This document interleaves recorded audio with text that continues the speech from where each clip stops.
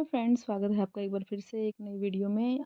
आज मैं आपको इस वीडियो में आर्म होल से रिलेटेड सभी प्रॉब्लम्स का एक बार में ही सलूशन बताऊंगी। तो देखिए, जो बिगनर्स होते हैं उनको आर्म होल की शेप लगाने में बहुत दिक्कत होती है। बैक की तो फिर भी चलो बना लेते हैं, लेकिन जो फ्रंट वाली शेप होती है उसमें सबसे ज़्यादा प्रॉब्लम होती है। उसमें ये नहीं समझ में आता कि फ्रंट से कितना लेना है, गोलाई कितनी करनी है और डीप कितना लेना है। तो उसी से रिलेटेड मैं आपको ये वीडियो शेयर कर रही हूँ आपके साथ।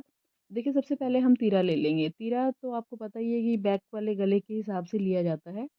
अगर गला बड़ा बनाना है तो हम तीरा उतना ही कम लेते जाएंगे, और अगर बैन या छोटा गला बनाना है तो उसमें तीरा ज़्यादा लिया जाएगा। तो मैंने यहाँ पे 6 इंच का तीरा लिया है। आर्म होल में 7 इंच पे निशान लगा रही हूँ। आर्म होल ज़्यादातर 7 इंच पे ही लिया जाता है, मतलब 90% सूटों में हम आर्म होल 7 इंच पे ही निशान लगाते हैं। तो सबसे पहले इस लाइन को हम इस तरह से सीधी कर लेंगे। एक स्पेशल टिप ये है कि अगर आप बिगिनर हैं तो सबसे पहले आपको लाइनें सीधी लगानी आनी बहुत ज़रूरी है।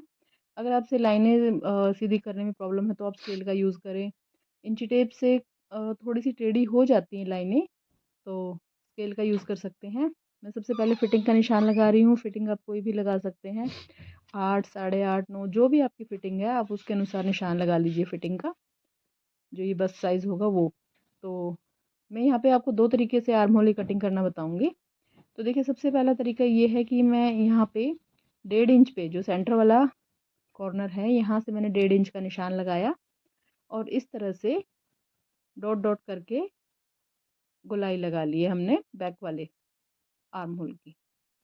ठीक है, तो ये हो गया। अब इसके बाद हम फ्रंट वाला कैसे लगाएंगे। जो ये एक स्क्वायर बना है, इसी से ही हम फ्रंट और बैक दोनों के निशान लगा सकते हैं। तो देखिए, जैसे यहाँ पे मैंने 1.5 इंच का गैप लिया, तो हम फ्रंट के लिए यहाँ पे 1/2 इंच का गैप लेंगे। 1/2 इंच लगाना है यहाँ पे निशान,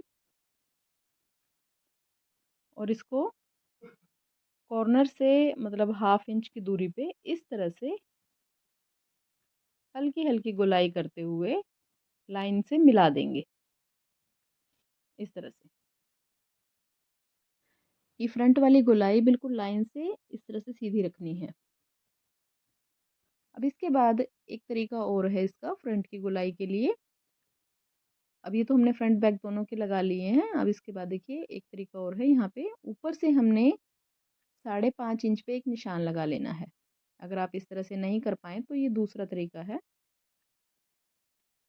ऊपर से एक 5.5 इंच पे इस तरह से इसी लाइन के ऊपर ही निशान लगा लेंगे हम। अब जो ये बैक वाले आर्म होल की गुलाई की है हमने, यहाँ से हमने 1 इंच का गैप लेना है इनमें दोनों में। तो देखिए, ऑटोमेटिकली यहाँ पे 1 इंच का ही गैप आया हुआ है, और इसको फिर हमने इस तरह से गुलाई दे देनी है।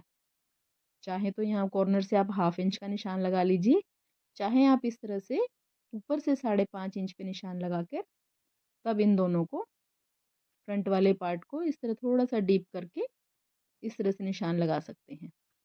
अब इन दोनों तरीकों में से जो आपको ठीक लगे आप वो कर सकते हैं।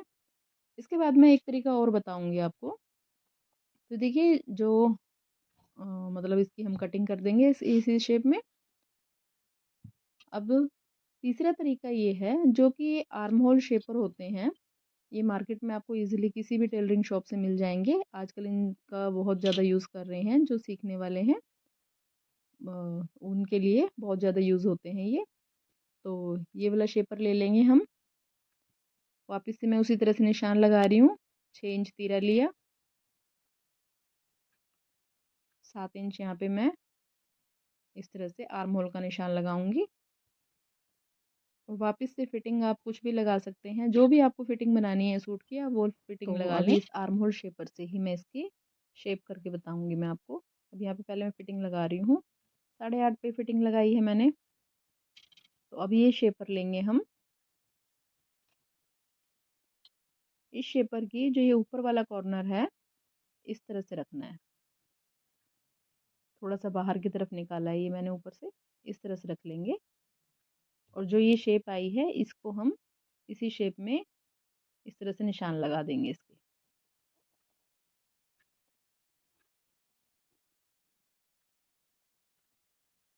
तो ये देखिए जहाँ तक फिटिंग का निशान है ना वहाँ से मिला देना है इसको। ये तो हो गया बैक का, मतलब बैक की गोलाई हो गई है। अब इसके बाद हम फ्रंट की गोलाई के लिए देखिए क्या करेंगे। तो जो ये आर्म होल शेपर है इसको हम थोड़ा पीछे करेंगे। देखिए बाहर की तरफ से तो हमने बैक वाली पार्ट की गोलाई कर ली है। और जो ये अंदर वाली शेप है इस तरह से, इसको हमने पीछे की तरफ रखना है। बस ये जो ये लाइन लगा रखी है हमने स्क्वायर की, इस ये जो सीधी वाली लाइन है इसको हमने इसके ऊपर सीधा रखना है बिल्कुल इस तरह से। अब इसी शेप में हमने इसकी गोलाई कर देनी है।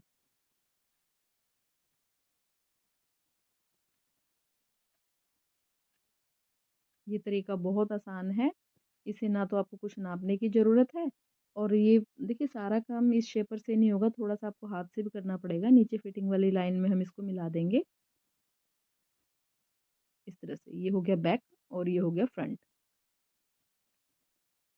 बस जब भी आप फ्रंट की गोलाई करें तो आपको ध्यान ये रखना है, जो गले वाली साइड से है मतलब बंद वाली साइड से हमें 6 इंच से हमें कम नहीं करना है इसको, मतलब जो फ्रंट क्रॉस है ये 6 इंच से कम नहीं जाना चाहिए,